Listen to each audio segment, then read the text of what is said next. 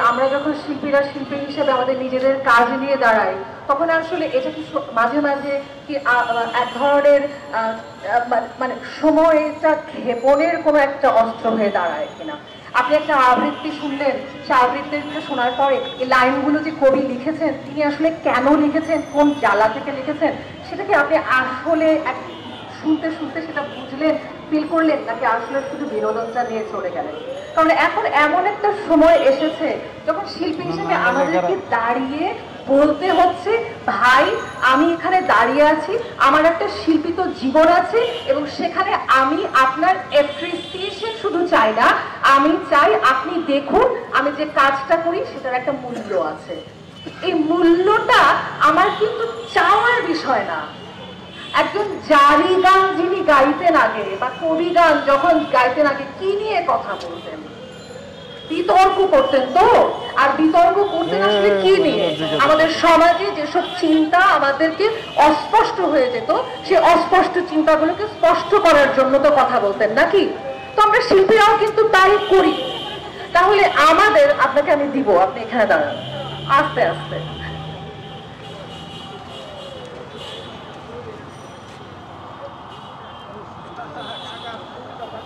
তো এটাই আসলে কথা, যে আমরা যখন আসলে আমাদের শিল্পিত কাজ নিয়ে বা আমাদের নিজেদের কাজ নিয়ে দাঁড়াই, তখন কিন্তু আপনি আসলে একটা পরিবেশনা না দেখে, আপনি কি আসলে কখনো দেখেন কিনা যে ওই গানটা আসলে কেন গায়ক গাইলেন, ওই গীতিকার কেন গানটা লিখলেন, বা ওই শিল্পী ওই গানটা কেন বেছে নিলেন?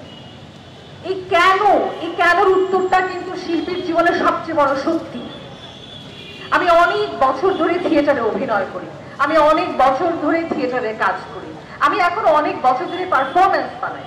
মানুষ হিসাবে আমার কাছে মনে হয়েছে, আমি যখন মঞ্চে কাজ করি, আমি একজন অভিনেতা হিসেবে যখন কাজ করি, তখন আমার ব্যক্তিগত যে চিন্তাগুলো থাকে সেগুলো মনে হয় আমি ঠিকঠাক মতন বলতে পারি না, এবং না বলতে পারাটা আমাকে যন্ত্রণা দেয়। আমার কাছে মনে হয় যে এই যন্ত্রণাটা আমাদের প্রত্যেকের এক্সপ্রেস করা উচিত, বলা উচিত, জোরে, অনেক জোরে। আর আমি যখন মেয়ে, দেখুন আমি একদম পছন্দ করি না আমাকে যদি কেউ বলে উনি একজন মেয়ে অভিনয় শিল্পী, উনি একজন মেয়ে লেখক, উনি একজন মেয়ে মঞ্চ নির্দেশক। ওই একজন ছেলেকে তো কেউ বলবে না মেয়ে অভিনেতা, কি বলে ছেলে অভিনেতা, ছেলে মঞ্চ নির্দেশক, না বলবে না তো কেউ। তাহলে আমি মেয়ে বলে আমার কাজটা কিন্তু কোনো ছেলে নির্দেশকের চাইতে আলাদা কিছু হয়ে যায় না। একই কাজ আমি করি, শুধুমাত্র মেয়ে হবার কারণে সেন্সিটিভিটি কিছু এদিক ওদিক হতে পারে। কিন্তু আমার বক্তব্য যে মুহূর্তে আপনি মেয়ে বলবেন, ঠিক সেই মুহূর্তে আপনি আমাকে সাইড করে দেবেন, আপনি আমাকে একটু নুয়ে পড়বেন, একটু ঝুঁকে দেবেন আমাকে। তো আমি আজকে যেখানে এই কথাগুলো বলছি, আমার কাছে মনে হয়েছে শিল্পী যদি মেয়ে হয়, শিল্পী যদি ছেলে হয়, তাহলে আপনাদের প্রতিষ্ঠিত মাধ্যমগুলো এত আলাদাভাবে আজকে 2021 সালে বাংলাদেশের মাটিতে কেন ওইভাবে আলাদা করে ডিল করেন? সাধারণ পাবলিকের কাছে একজন মেয়ে অভিনয় শিল্পী হলে তাকে রংচং মাখিয়ে কেন একটি নিকৃষ্ট জীব হিসেবে পরিণত করেন? আজকে 2021 সালের 17 বছর ধরে টেলিভিশনে অভিনয় করার পরে আমার বাসার গার্ডের সামনে দিয়ে আমাকে লুকিয়ে রাত 3টায় ঢুকতে হয় বাসায়। কেন? আমি কি চুরি করেছি, ডাকাতি করেছি, অসৎ পথে ঘুষ খেয়ে কাজ করেছি?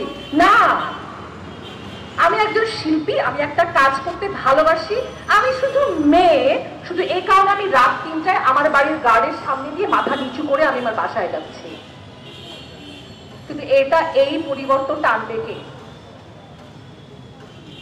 এই পরিবর্তনটা আনবে সমাজ, সবাই। আপনারা আজকে এখানে এসেছেন, শুনছেন, কথা বলছি আমরা, আপনি চাইলে আপনি এসেও আসলে কথা বলতে পারেন, কারণ আমরা সবাই শিল্পীর পাশে দাঁড়াতে চাইছি। কারণ শিল্পী তো আমাদের সবার বিকশিত হবার জন্য, সবার চিন্তাটাকে খুঁচিয়ে দেবার জন্য খুব জরুরি মানুষ। এই মানুষগুলোকে যদি আপনারা যদি মনে করেন যে নো, এরা হচ্ছে এই রকম কাজ করে, তো যে রকম কাজ করে এদেরকে কোটেড করে দিচ্ছেন আপনি। ওই যিনি ঘুষ খেয়ে মাটির তলায় নিয়ে যাচ্ছেন এই দেশকে, তাকে তো কোটেড করার সাহস নাই আপনার। তো যেখানে সাহস নাই এভাবে আলাদা করে না ফেলে বরঞ্চ আমরা সাহসের জায়গায় এক পা করে এগোতে পারি। যার শক্তি নাই তাকে আমি মাটিতে টেনে নামিয়ে ফেললাম, আর যার শক্তি আছে সে ধরা ছোঁয়ার বাইরে চলে থেকে গেল। এটা তো আসলে কোনোদিন আমাদেরকে কালেকটিভলি কোনোদিন কখনো একটা জায়গায় আসতে দেবে না। এই কথাগুলি আসলে বলতে চেয়েছিলাম মেয়ে হিসাবে না, শিল্পী হিসাবে। অনেক ধন্যবাদ।